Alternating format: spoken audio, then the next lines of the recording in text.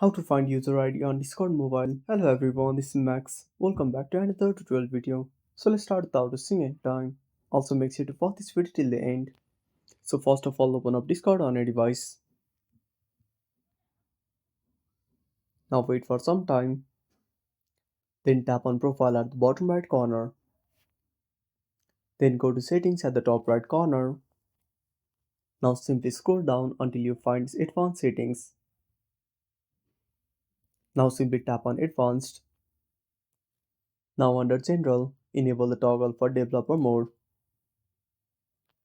Now once you enable it, simply go back and open up your chat. Now tap on the person's name. Now tap on the person's profile.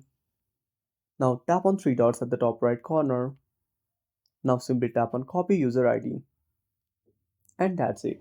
Thanks for watching. Make sure to subscribe our channel and hit the bell icon. See you in the next video.